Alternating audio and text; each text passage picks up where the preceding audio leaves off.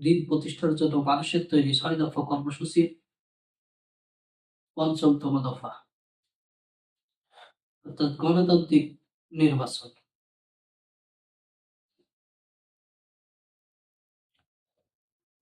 আমাদের মধ্যে কিছু ইসলামিক দল আছে যারা গণতান্ত্রিক নির্বাচনের মাধ্যমে দিন প্রতিষ্ঠা করতে চায় এবং সেটাকে তাদের পথ ও পন্থা হিসেবে বেছে নিয়েছে।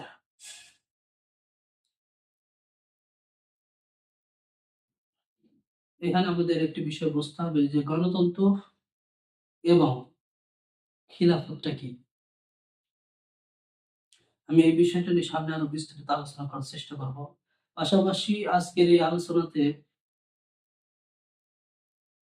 গণতন্ত্রের মাধ্যমে দিন প্রতিষ্ঠার যে পদ্ধতি বা কর্মসূচি চালু করা হয়েছে সেটা যে মানুষের তৈরি এবং সম্পূর্ণই বিভ্রান্তকর একটা পদ্ধতি, সেই বিষয়টা স্পষ্ট করবে ইনশাআল্লাহ।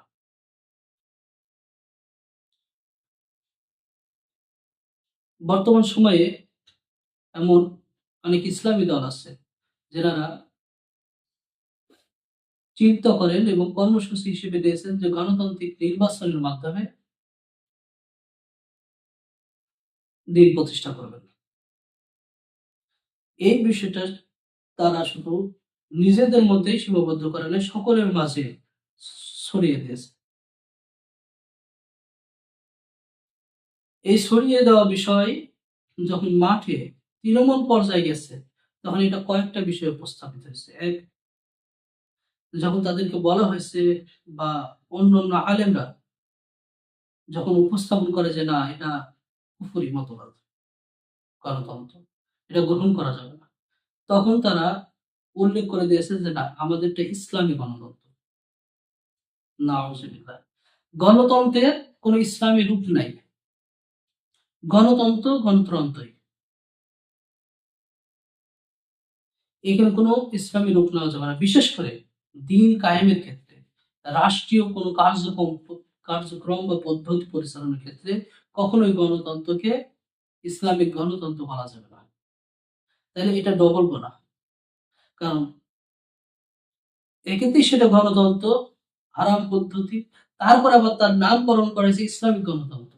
এটা আছে ইসলামী ব্যাংকের মতো, ইসলামী আরাফা ব্যাংকের মতো বিভিন্ন নামকরণ দিয়ে যে সকল ইসলাম ভিত্তিক শরিয়া ভিত্তিক যে সকল ব্যাংকিং ব্যবস্থার কথা বলেছে এমন একটি নাম, যে কোনো কিছুর পিছনে বা সামনে ইসলাম লাগায় দিলেই যেন এটা ইসলাম হয়ে গেল।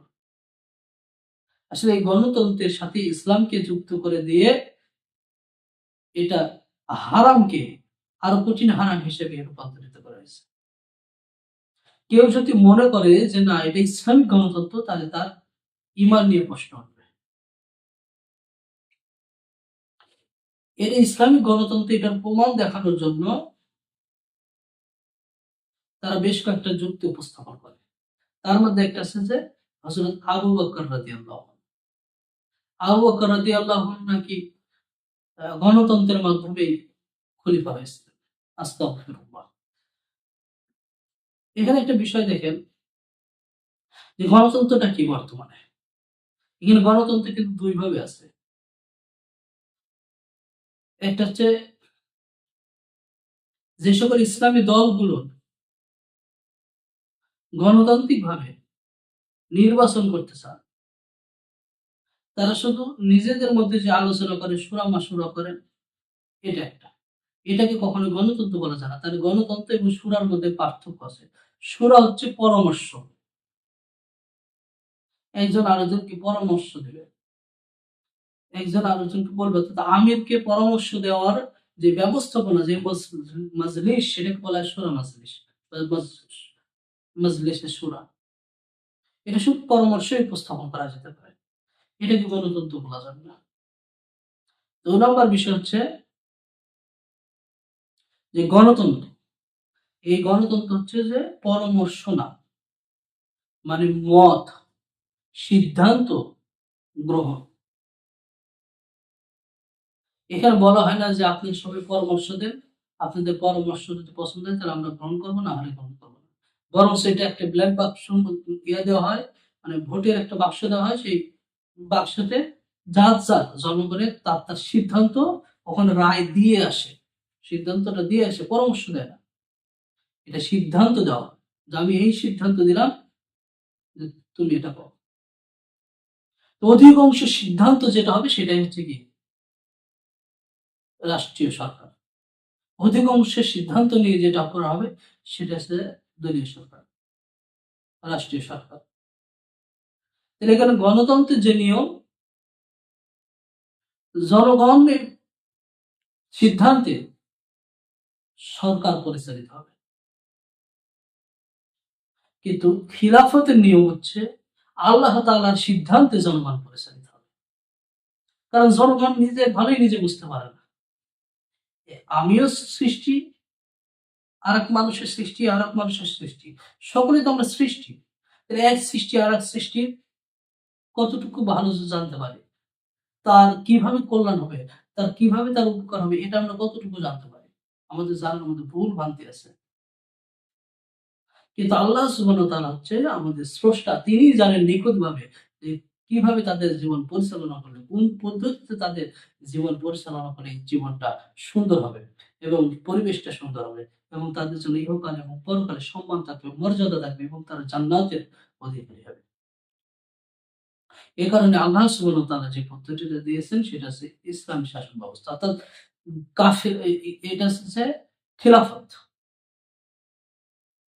এই খিলাফতি পদ্ধতি, খিলাফত আল্লাহ তাআলা দিয়েছেন। এখন এই খিলাফতের যে প্রধান হবে তাকে বলা হয় খলিফা বা আমিরুল মুমিনিন। আবু বকর রাদিয়াল্লাহু আনহুর ক্ষেত্রে যে দলিলটা তারা উল্লেখ করে, যদি সেই দলিলটা আরেকটু পর্যালোচনা করে দেখা যায়, যে তাদেরকে জিজ্ঞাসা করা হয় যে আবু বকর রাদিয়াল্লাহু আনহু গণতান্ত্রিক ইসলামী গণতন্ত্রের মাধ্যমে যে খলিফা হয়েছিলেন বা আমির হয়েছিলেন, এটা প্রমাণ কি? সেই প্রমাণ হিসেবে আপনি আমাদেরকে দেখান যে সেই গণতন্ত্রে, ইসলামী গণতন্ত্রের মধ্যে আবু বকর রাদিয়াল্লাহু আনহুকে যেভাবে খলিফা নির্বাচন করা হয়েছিল সেটা যদি গণতন্ত্রই হয়ে থাকে, এখন কি বলতেন যদি সেটা গণতন্ত্র হয়ে থাকে, তাহলে সেই গণতন্ত্রে অর্থাৎ আবু বকর রাদিয়াল্লাহু আনহুকে খলিফা হওয়ার জন্য, সরকার হওয়ার জন্য কোন কোন মুশরিকরা সেখানে উপস্থিত ছিল এবং আবু বকর রাদিয়াল্লাহু আনহুকে ভোট দিয়েছিল, সমর্থন করেছিল? কোন ইহুদি সেখানে উপস্থিত ছিল এবং সমর্থন দিয়েছিল? কোন খ্রিস্টান সেই মজলিসে উপস্থিত ছিল এবং সমর্থন দিয়েছিল? সেই নামগুলো আপনারা তৈরি করে আমাদের মাঝে দেবেন। অর্থাৎ খলিফা নির্বাচনের সময় কোন ইহুদির পরামর্শ, মত, সিদ্ধান্ত নেওয়া হয় নাই। কোন খ্রিস্টানের মত, সিদ্ধান্ত, পরামর্শ গ্রহণ করা হয় নাই। কোন মুশরিক ইহুদির মত, পরামর্শ গ্রহণ করা হয় নাই, সিদ্ধান্ত নেওয়া হয় নাই। সুতরাং এখন যে সকল গণতান্ত্রিক পদ্ধতি তৈরি হয়েছে, যাকে ইসলামিক গণতন্ত্র বলা হয়েছে, সেখানে সকলে মিলে এখানে ভোট দেয়। হিন্দু, বৌদ্ধ, খ্রিস্টান সকলে মিলে তাদের সিদ্ধান্ত, তাদের রায়, তাদের ভোটটা দেওয়া হচ্ছে। তাহলে এখন এই বিষয়টা আল্লাহ সুবহানাহু ওয়া তাআলা কোরআনুল কারীমে অসংখ্য জায়গাতে বলছেন যে অন্ধ এবং চক্ষুমান কি সমান হতে পারে? জ্ঞানী এবং জ্ঞানহীন কি সমান হতে পারে? কখনোই না। একজন আলেম আর একজন সাধারণ ব্যক্তি কখনোই সমান হতে পারে না। তাহলে সেখানে একজন মুসলিম এবং একজন অমুসলিমকে কি করে আপনার সমান করতে চান? এই গণতন্ত্র তো ঠিকই এক সমান করে দিচ্ছে। যদি সেটাই না হয়, একজন আলেমের যদি ভোট দেয়, সে ভোটকে 10টা গুনবে, আর একজন বেধর্মী যদি ভোট দেয়, সে ভোটটি কি একটা গুনবে? নাকি এই বেধর্মীর ভোটে একটা, একজন আলেম ভোট দিলে সে ভোটে একটা গুনবে? সুতরাং 2 জনের ভোটই সমান সমান। সুতরাং এই সময় যে গণতন্ত্রের কথা বলছে, এটা ইসলামিক কোন গণতন্ত্র না। ইসলামিক নামে গণতন্ত্র পৃথিবীর বুকে ইতিপূর্বেও ছিল না, এখনো নাই, আগামীতেও থাকবে না ইনশাআল্লাহ। এই গণতন্ত্রের মাধ্যমে একটা রাষ্ট্রের সরকার হওয়া সম্ভব, কিন্তু সেখানে ইসলামী খেলাফত ব্যবস্থা প্রতিষ্ঠিত করা কোনো ক্রমে সম্ভব না, কোনো দিনও এটা পারবে না। কারণ গণতান্ত্রিক নিয়ম হচ্ছে শুধু এই গণতন্ত্র রাষ্ট্র, সে রাষ্ট্রের নিজস্ব রাষ্ট্রে এর কর্তৃত্ব থাকে না, বরঞ্চ নিজস্ব রাষ্ট্রের বুদ্ধি দিয়ে সে চলে না। এটা চলে হচ্ছে যে সকল বহিরাগত রাষ্ট্র আছে, যে সকল প্রভু রাষ্ট্র সে যে বসে আছে, আমেরিকা, না হইতে রাশিয়া, এদের যারা বিশ্ব ক্ষমতাতে বসে আছে। অর্থাৎ যদি এই দেশে ইসলাম শাসন ক্ষমতাতে আসে, ইসলাম যদি সরকারও হয়, তবু এই দেশে কখনো ইসলাম প্রতিষ্ঠিত করতে পারবে না, সম্ভব না। কারণ এর মূলে বসে আছে ইসলাম বিরোধী শক্তিরা। এখানে অধিকাংশ জনগণ যারা শয়তান দ্বারা পরিচালিত হয়ে থাকে। আল্লাহ সুবহানাহু ওয়া তাআলা অধিকাংশ লোকদের ক্ষেত্রে বলছেন, আউযু বিল্লাহি মিনাশ শাইতানির রাজীম, বিসমিল্লাহির রহমানির রহিম, ওয়া ইন তুতি' আকসারা মান ফিল আরদি ইউদিল্লুকা আন সাবিলিল্লাহ। আল্লাহ তাআলা বলছেন, যদি তুমি দুনিয়ার অধিকাংশ লোকের কথা মতো চলো, তবে তারা তোমাকে আল্লাহর পথ হইতে বিস্মৃত করবে, আল্লাহর পথ থেকে তোমাদেরকে সরিয়ে দেবে, যদি তোমরা অধিকাংশ লোকের কথা শোনো। অল্প সংখ্যক লোক যারা থাকে তারাই আল্লাহর পথে থাকে। সুতরাং সব সময় দিনের জন্য যে লোকগুলো থাকে সেটা সংখ্যা খুব কম। আপনারা যদি বদরের দিকে খেয়াল করে দেখেন, সেদিন বদরের যুদ্ধে মুসলিমদের পক্ষে কতজন ছিল এবং বেধর্মীদের পক্ষে কতজন ছিল। উহুদ যুদ্ধের দিন মুসলিমদের পক্ষে কত লোক ছিল, বেধর্মীদের পক্ষে কত লোক ছিল। প্রত্যেকটি যুদ্ধের দিকে খেয়াল রাখবেন, যে দেখবেন যে মুসলিমের সংখ্যা সবসময় কম থাকে, আর বেধর্মীদের সংখ্যা, আল্লাহর দুশমনদের সংখ্যা বেশি থাকে। সুতরাং আপনি গণতন্ত্রের মাধ্যমে আল্লাহর দুশমন এবং আল্লাহর বন্ধু সকলকে আপনারা এক দাঁড়িপাল্লাতে মাপছেন। সুতরাং এই পথটি অবশ্যই একটি গোমরাহী পথ। আল্লাহ সুবহানাহু ওয়া তাআলা এই পথ থেকে আমাদেরকে হেফাজত করুন এবং খিলাফতমুখী করুন। সকলে বলি আল্লাহুম্মা আমিন।